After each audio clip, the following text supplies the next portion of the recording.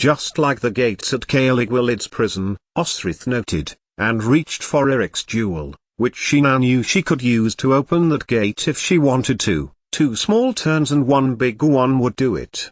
There was a rustle as the seer turned over. Then the blonde-haired woman sat up. "You came back," Skade commented, smoothing her hair from her face. She looked smaller and less threatening than when Osrith first was thrown into the cell. Perhaps the threat of blocking of power had changed her, but there was still a sense of darkness, of power beyond the living. She turned her head to Skade. "Who is the Morrigan?" Osrith smiled in the darkness. "I heard you talk to that bitch Bryder," she added. "The oldest living goddess in this land," Osrith replied. "The great queen of the Saich and the Saiha. The embodiment of everything. The spirits of the land and sea and sky." Osrith looked at Skade again, a realization falling to her mind. "And you fear me. Why?" "You have been touched by this great queen." Skade moved over to Osrith, her body twisting in such a way that it put Osrith in mind of a great snake. "Yes." "Powerful?" "Oh, powerful indeed. She has passed through my bones, so believe me when I say, your gods are nothing to her power." "And you are Christian?" Ost nodded. "How do you think your God has served you?" "God is not there to serve, we are there to serve him." "So you are in his favor, then?" Skade's eyes flashed with a brightness that Osrith did not think possible, for the only light now was the setting sun. "If I am here, it is because he needs to be." And then Skade turned away suddenly, and slunk back into the shadows. "Talk to me no more," the woman demanded. Then, she said one more thing, before saying no more to Osrith, and Osrith always wondered whether she had heard it from Skade's lips or whether the thought had just arrived in her brain.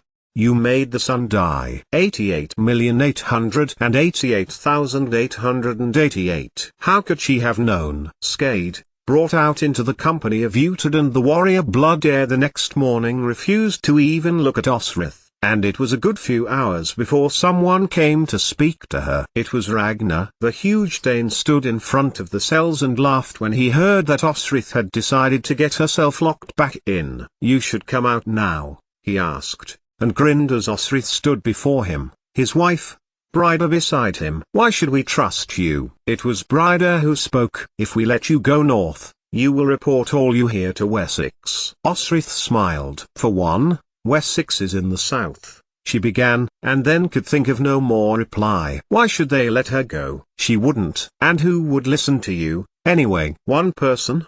Behind Bryder, Ethelwold stood, his arms folded. Apart from Steeper, the Lord Ethliard, the Lords Sigebrit and Ethelelm, Osrith's mouth dropped open as he listed the Lords of the Witan. "You are spy, and not a good one." Ethelwold took a step to Ragnar. "As I offered last night, Jarl Ragnar, I could take this spy." Ragnar turned to look at Ethelwold, and narrowed his eyes. "No," he shot back, then turned back slower to Osrith. His blue eyes twinkled as he spoke to her. "My dear Bryder points out that the Jarl Heston relieved you of your silver." He nodded towards Heston, who gave a reluctant grunt in reply. "As such, you are owed something. And if it is north you wish to go, then it's north you shall go." He turned to Utad, who was being shadowed, as usual, by his men. Osrith tried not to meet Finan's eye. "My brother," Ragnar continued, clapping Utad on the back, "has unfinished business in the north." He has agreed,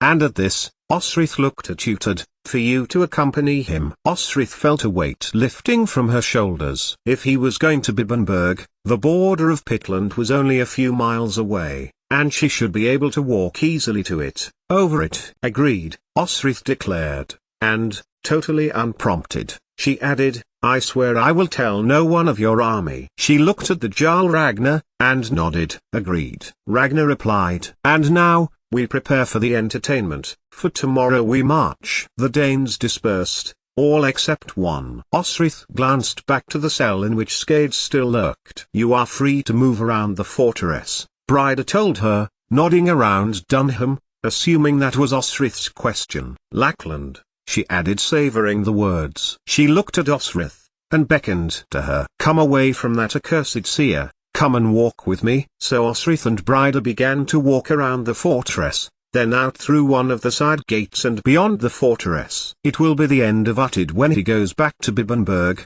Bryda confided. Here's an idea, you could go with him, Lackland, before you go to Alba. She bent her head to Osrith and added, I know you are a formidable fighter. Your enemy Ethelwald regaled us with your triumphs. But Osrith turned back to the woman. Never will I set foot inside the place. Although, should he meet resistance on the way, I will do all I can. Then it was Osrith's turn to ask something of Bryda. He can still be Dane and yet of Bibbenberg if he chooses. Bryda stopped walking and turned to face Osrith fiercely. And why are you here? I don't buy that you are traveling home. Osrith smiled. Time for the truth, one which she had carried deep inside her, despite her reluctance to admit it. He inspires warriors, said Osrith. I am inspired by him. Bryda snorted, and then continued to walk in the ankle-length grass around the fortress. He inspires women to lie down for him.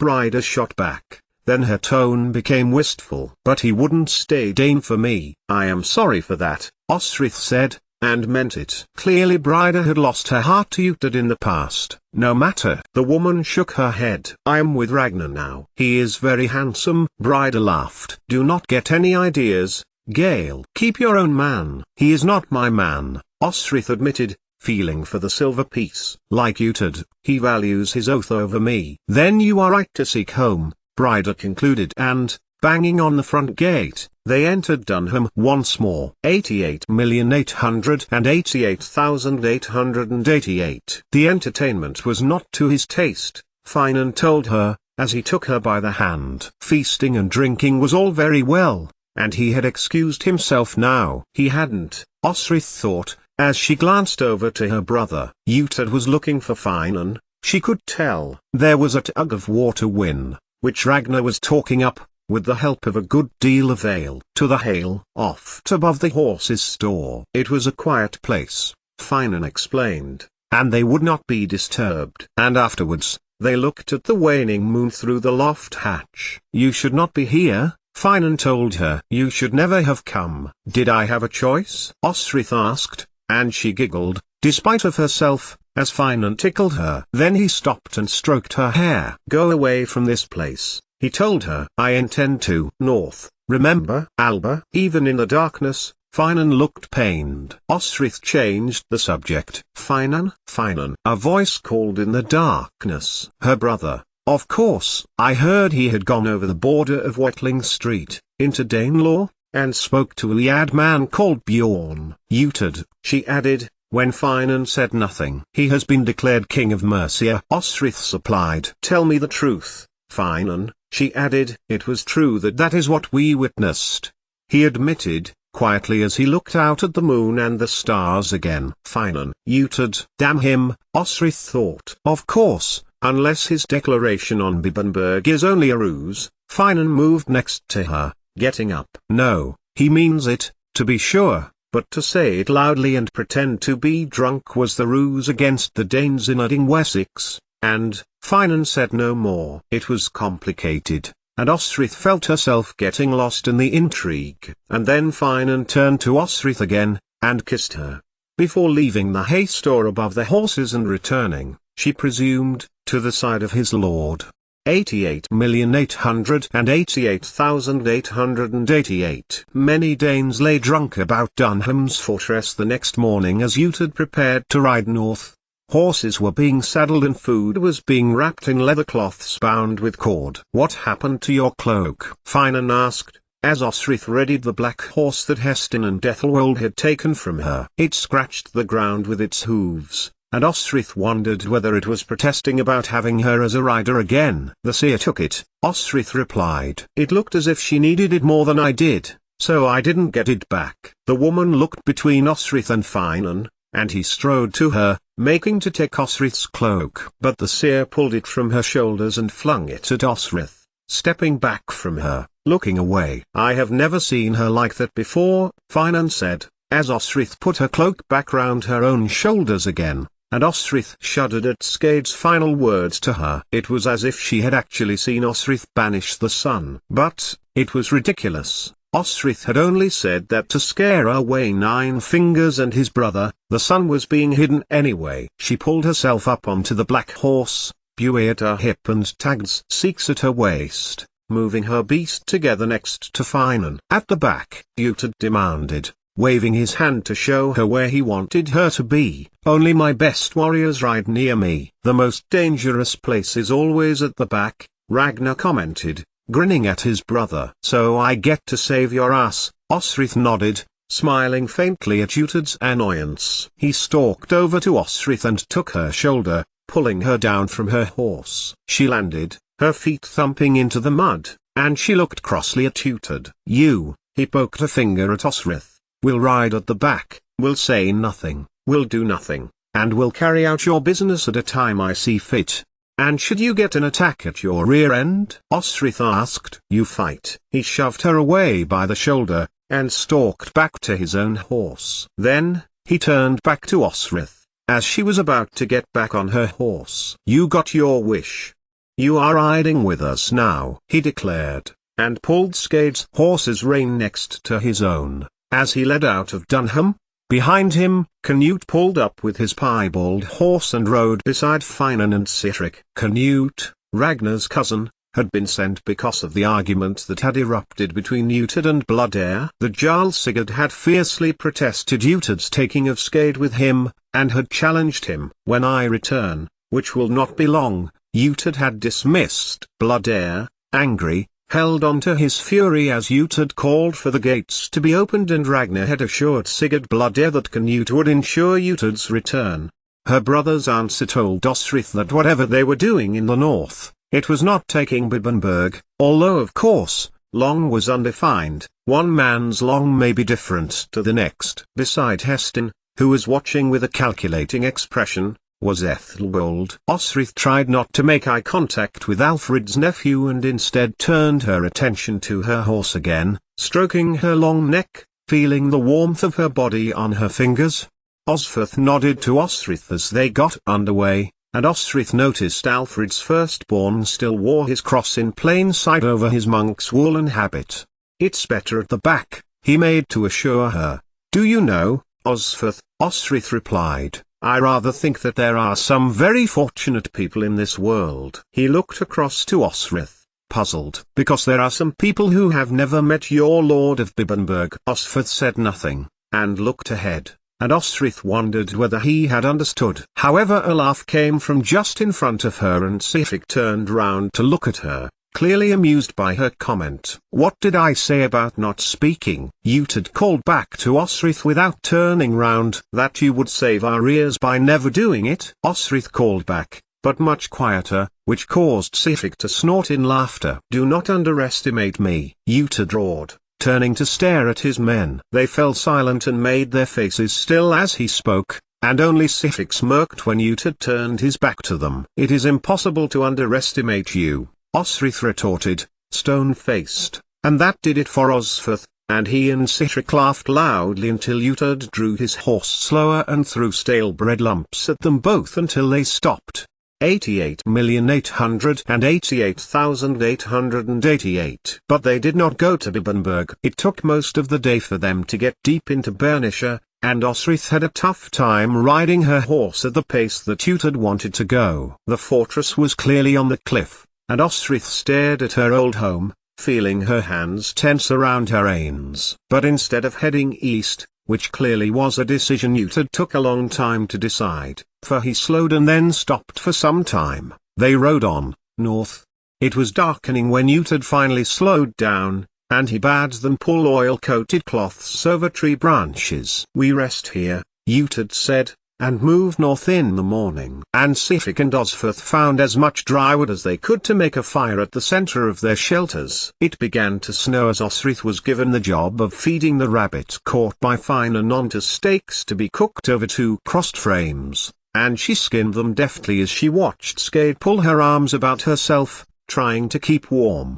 Osferth felt sorry for the woman. She saw Finan's point that the seer should not have taken it and Osferth should have challenged her for it. But Osferth was used to the cold, and had more layers than one flimsy dress. When the rabbits were roasting, their enticing scent enveloping the camp, Osrith pulled off her cloak and handed it out to the woman. "Why are you giving this to me?" Skade looked at the cloak suspiciously. "It is merely cloth," Osrith told her in Danish. "It will keep you warm and dry," Skade added, and it brought to mind Ulf's identifying Osrith as the sea witch Wakilt, when she had travelled with the Frisian fishing boat from Dunnottar to Hampton.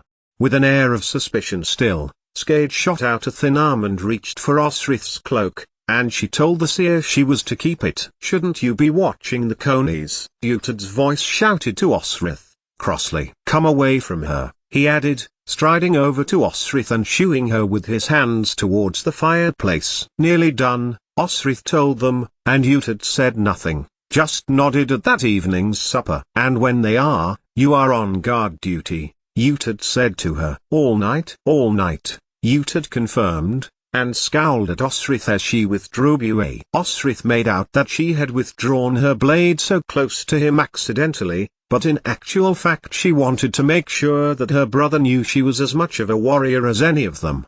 It had been a while since Osrith had done a whole night duty, but she was used to them. It was the beyond midnight hours which were the hardest, as Venus dropped to the other side of the sky, and before dawn, at least she would be warm enough pacing around the camp. "I can guard too," Canute offered. Osrith shrugged as the Dane looked intently at Utad. "In fact, I will place you with Sihtric and Finan can guard with you, Canute." Utad's changed plans caused all of his men to listen, and Osrith saw Osferth's face fall. "Are you saying I am not to be trusted with a Dane, Utad of Bibbenberg?" Osrith asked. "That I may skewer this poor man as he stands beside me to watch for the enemy?" And Utad had shaken his head at Osrith's challenge to him, but could do nothing much about it. Then, at least, Osrith should have known he was adding up all of her insults to him until another point in the future. In the end, it was decided that Osrith would watch until the skinny moon was above and Finan would change position. Whatever Utad wanted,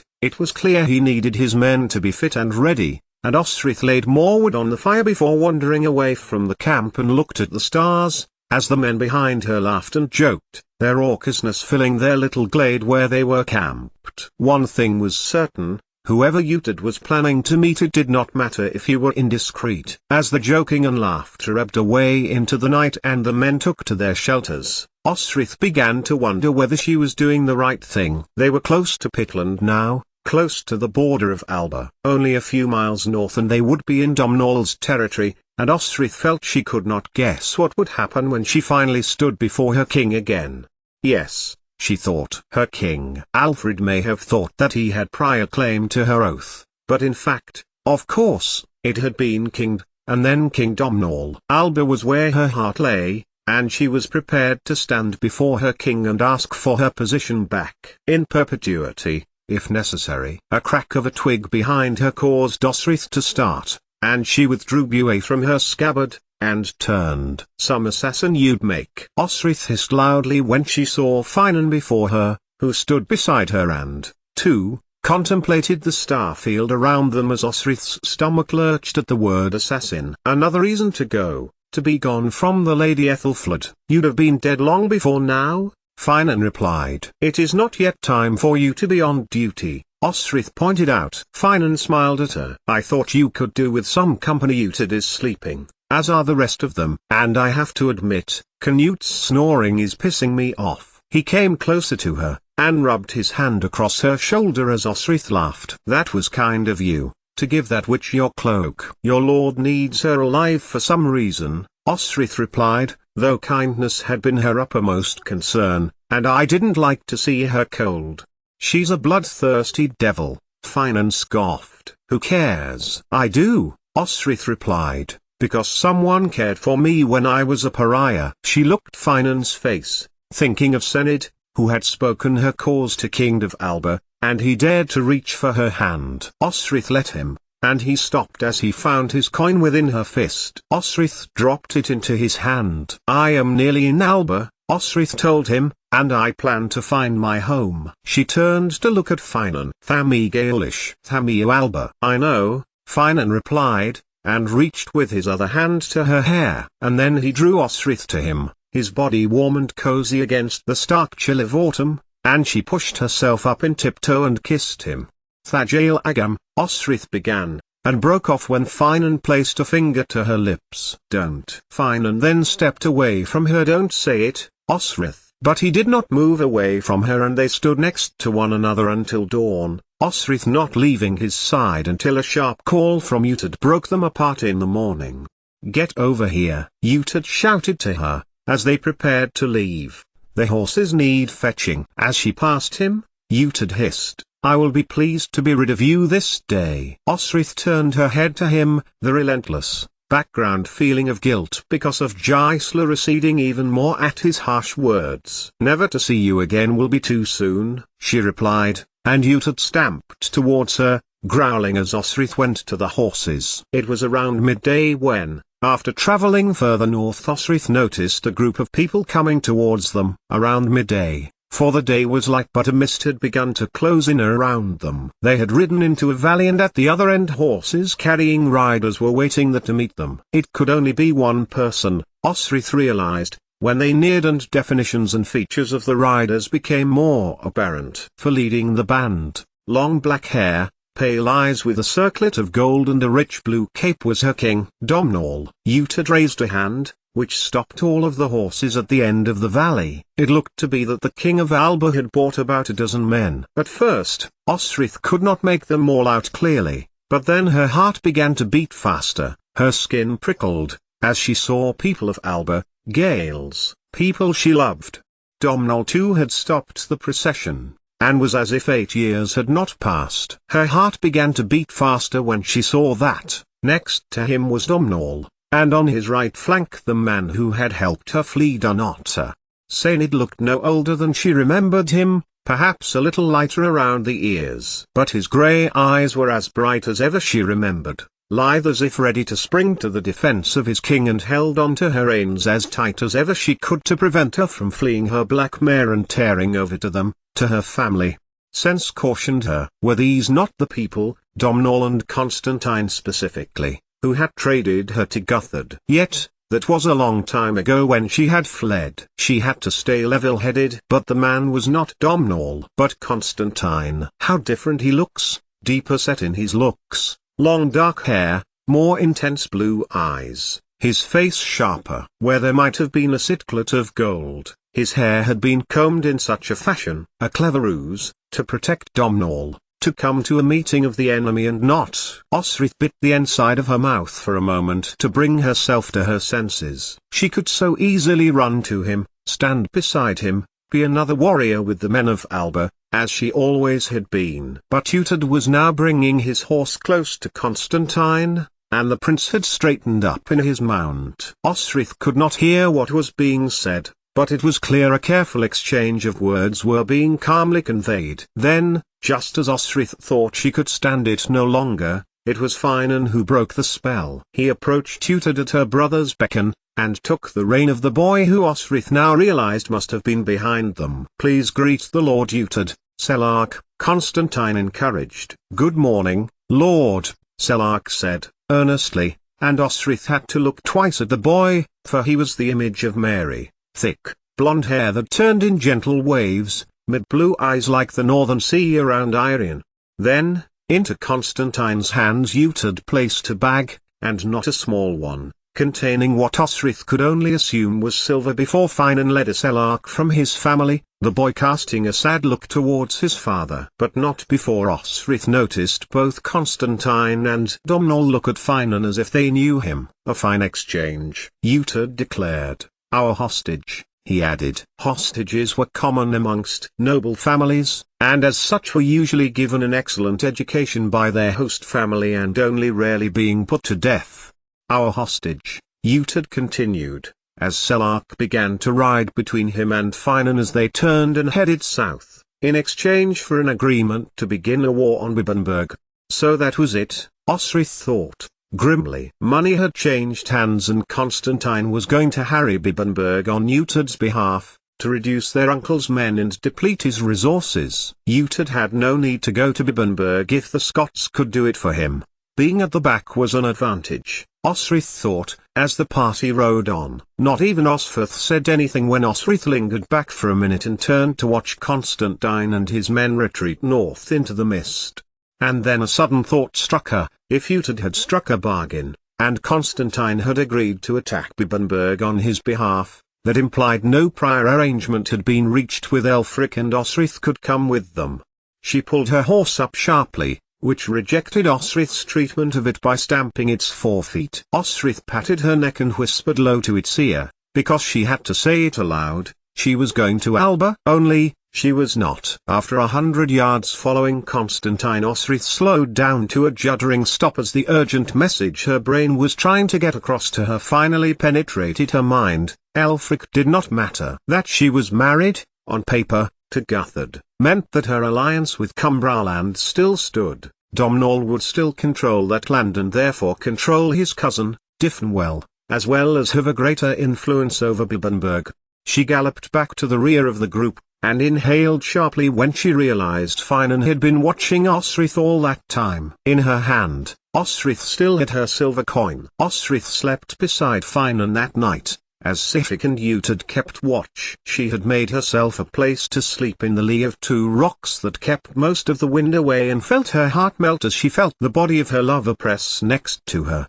"You did not go," Finan noticed, as he trailed his arms around her, bringing her close to him, feeling the satisfying sensation of Finan pressing his interest beside her leg. "I could not," Osrith replied. "As I rode to the border, as I crossed it, I knew I did not belong there. Mercia is my home, my land." She stopped, and they both held one another before Osrith spoke again. "Utid has not given up Bibbenberg. It is a very good strategy to let the Scots weaken it for him." "Will ye wait for me in Mercia, then?" Finan asked, pulling away from her as the leaves rustled about him. Damn Utid! He had clearly warned Finan from being with her, and yet, here he was. Osrith got up too, pressing his silver piece in her hand before turning to him and pressing her lips to his. 88,888,888. As they approached Dunham from the north later the next day, their party still together with a hostage in tow, another party approached from the south. From her position at the back, Osrith could see that there was no more than 3 riders, then was astonished to discover that it was Thyra and Father Boker, with a guard. They were welcomed at the gate and in the hall, and Ragnar, on asking the priest his business, laughed heartily when Boker announced that Utid had a formal banishment from Wessex. "He is a Dane now," Ragnar declared, and clapped Utid on the back. It was only when Boker had come out of the hall so his wife and her brother could speak that he noticed Osrith, who was at pains to keep out of his way. Edra, her old name betrayed Osrith, and she turned, saddle in hand, and looked at her former priest. Boker simply stood before her, and it was enough for Osrith to put down the saddle onto a hay bale and stride towards him. She was determined, though, not to give in to any soft talk about going with them to Wessex, for that was where Boker had told Ragnar they were returning to the next day. But it seemed that the priest's main concern was for her safety, and he embraced her briefly, and told her it was good to see her in the company of her brother. "Thank you for your concern for me, Father Boker," Osrith replied, when he began to walk with her around the stable yard, and made sure she declined his offer before he had even made it.